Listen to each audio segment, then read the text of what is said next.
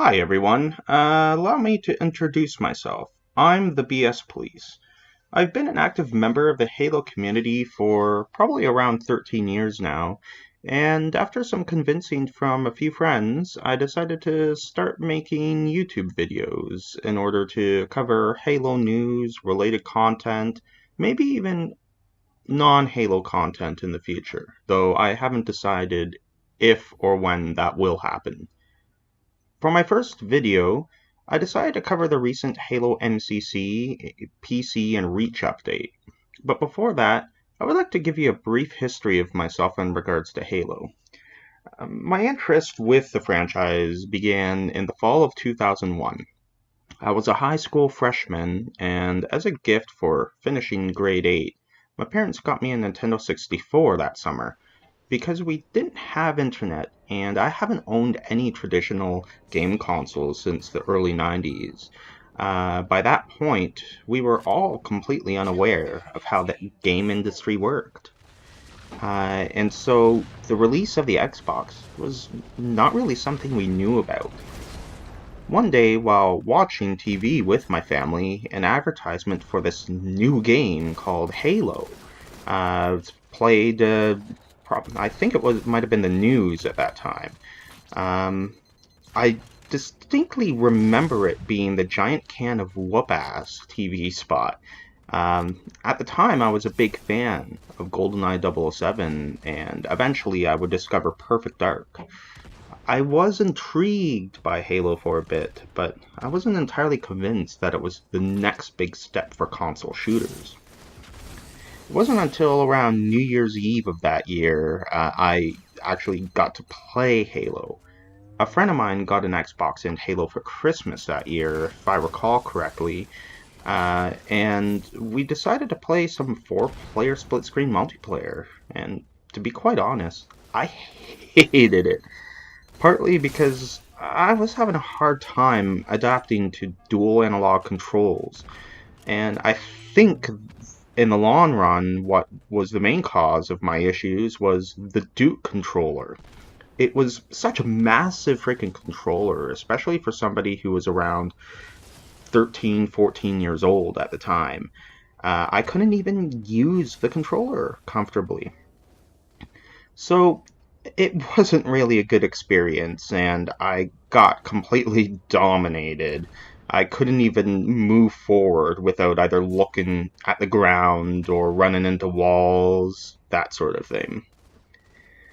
Sometime, I think a year or so later, I did try the game again by playing the first level, Pillar of Autumn. But by the time I finished it, my friend, he shut off the system, probably because he was kind of a dick. So again, I didn't really get a chance to see what Halo was about. It wasn't until I think it might have been September or October, maybe a bit later that year in 2003. Um, I saw an online article at school. Basically, in business class, I used to just browse the internet, and they announced that Rare was purchased by Microsoft and that in Perfect Dark Zero, which was the prequel, it was coming out for the Xbox instead of the GameCube. So I decided after school that, you know what, I'm going to tell my parents that I don't want anything for Christmas other than probably gift cards and cash because I'm saving up for an Xbox.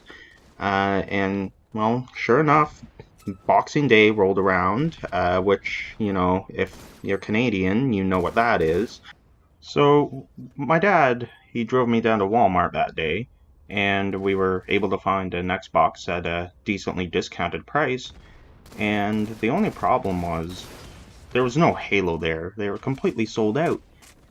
So later on, my friend gave me a call, and he said that his parents were going to EB Games. So we both went, and we both decided to pick up a copy of Halo. So since then, I've been a Halo fan. A couple years later, we finally got broadband internet, which allowed me to get Xbox Live and join the online Halo community in a big way. I became an active member at Bungie.net and various other sub-communities created by fans, one of the biggest at the time, HBO. No other game franchise has hooked me in as long or consistently as Halo. Even when the franchise has run into issues, depending on your perspective, whether it's Halo Reach 4, the MCC launch, etc., I've always returned to the Halo franchise. And to be quite honest, there's not really another franchise like it. Which finally brings us to the present. As you are aware, 343 Industries has made a big effort the past year to bring Master Chief Collection not only to the standards that they promised at E3 2014, but to exceed it, to improve it. One of the big tasks that are ahead of them, and we're going to be a part of the Halo community, is bringing not only MCC, but also Reach to PC. They've recently released an update which shows that they are going all out on this. And I mean all out as in all the bells and whistles that you could expect from a PC port. They have partnered with a few studios such as Ruffian Games and Splash Damage. They've actually been sifting deep into the collection's code, and it's definitely easier said than done when it comes to bringing MCC and modernizing those games for PC. They released the PC, what they call the Halo PC pillars, which involves controls, a PC native UI, making sure that multiple variations of hardware can take advantage of these games. And what they are doing is, you can tell 343 is very serious about this. From FOV sliders, text chat, making sure that latency is taken care of. It's amazing how much turnaround there has been in regards to the Master Chief Collection. Even small things like having a central crosshair in games like Reach, Halo 2, Halo 3 are being added into this collection. Things that I never expected we would actually see. Now, before the collection is released for PC, and before we see Reach added into the console version of MCC, the biggest thing that 343 is trying to tackle is the flighting process. Basically, similar to the original MCC Insider program, right now on Halo Waypoint, you can sign up to the Halo Insider program, which will allow you to not only test the console version of MCC and Reach if you opt into it, but also allows you to sign up for the PC flighting, which is going to start out small, similar to the original MCC Insider program, but as time goes on, more and more players are going to be invited into it. And this is a good thing that 343 is doing, because it's going to allow them to avoid the same kind of issues we had when MCC first dropped back in 2014. It was a complete disaster. But yeah, I'll leave a link in the description so you can sign up for the Halo Insider program if you have yet to do so.